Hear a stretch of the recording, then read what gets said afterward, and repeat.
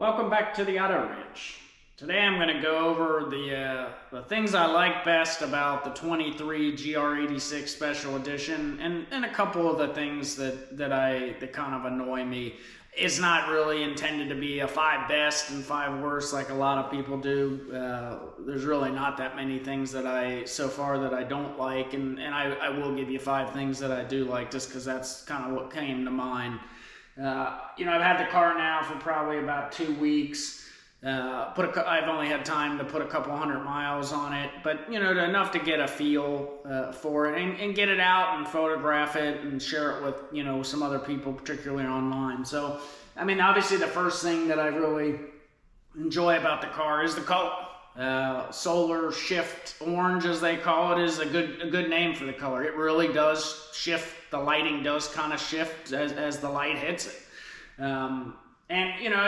It definitely is different than what, like, Code Orange. I put that survey up, poll, and the majority of you, I think it was like 64% of you liked the Solar Shift Orange over the Code Orange. Which is, the color of my GT500. And I honestly am kind of more of a Code Orange fan than this, but this has grown on me in the couple of weeks I've had it, and when I see it in certain lighting, it really does stand out. It's got a nice little metallic flake to it. And the other thing is it's an exclusive color. There is something about owning a car that you don't see every day when you drive down the road. And that's true with the GR86s in general, not just obviously the special editions, but you probably won't see another one of these, at least in cities like the size of Cincinnati on a daily commute. It's just rare enough that you probably won't. I do, and I showed a lot of pictures of this on some of the other videos that I'll put links to when I first got the car. The inside touches, I call them, like people like to call them Easter eggs. There's a lot of Easter eggs with this car in terms of the orange. The stitching around the wheel, the seats, the shifter. They did a really good job, doing the small touches. That you see every day, when you're inside the car. Because let's face it, that's where you spend the majority of your time. The third thing is, I like the power of this car. And that's not a special edition thing. It's really a GR86 deal. As I talked about in the driving video that I did with this car is making more power than 228 horsepower. I don't have, this one hasn't been on a dyno, but I know a lot of you have taken these or have seen the videos.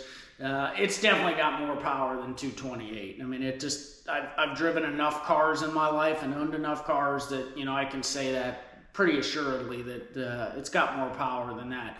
It's not a 300 horsepower car, but having owned the first generation, it's a marked improvement, as all the reviews kind of have said. The other thing I really love about this car is the exhaust that comes from the factory, the GR performance exhaust. I'm a sound guy, so I like to change the exhaust on cars. Most of the cars that are in this garage have modified, if I do one modification to my cars, it's generally exhaust. And it's usually just an axle back or a cat back, which I did on my first GR86. And I wasn't really satisfied with the level of drone. This one is perfect. It's got just the right amount. It's not too loud and it's not too soft. It's got a deep tone to it, but it's not annoying. And I did do a driving video you can listen to both inside and outside the car. It's nice not to have to mess with that. Yeah, it's built into the cost of the car, but I hate having to buy those. And I'm not a mechanic, so I'm going to take it somewhere and have them install it. And there's always risk that they damage the car in the process, which makes me kind of a nervous wreck with stuff like that. So I'm glad it's done, and it sounds good.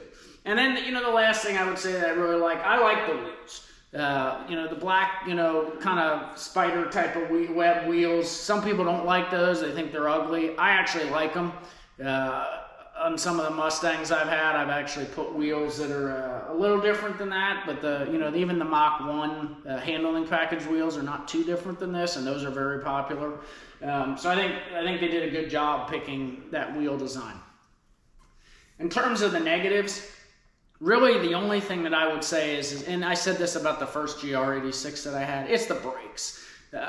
This car, and I know when you really give it, and when you really stomp on it, it stops. But the brake pedal feel on this car is pretty weak. And I know there's lots of ways to fix that. A lot of people, change fluid, if they're going to be tracking it, which is really not my issue. It's more the pedal feel. So probably some new pads. And I'm if you have some suggestions there, please leave those in the comments. That is something I may consider doing, because it's pretty noticeable when you drive a lot of different cars like I do on a regular basis. That's the first thing I notice with this car when I pull out of the garage.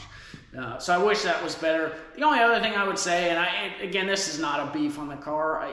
More and more cars today have wireless Apple CarPlay. I wish it had that. But again, that's not a deal breaker either. So those are really the only two things at this point, with a couple 100 miles and 2 weeks with it, that I would that really kind of annoy me. And again, they're minor.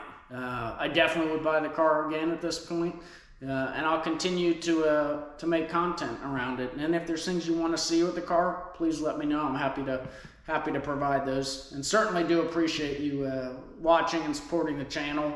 I would encourage you to consider subscribing if you haven't already. It certainly helps me in the channel.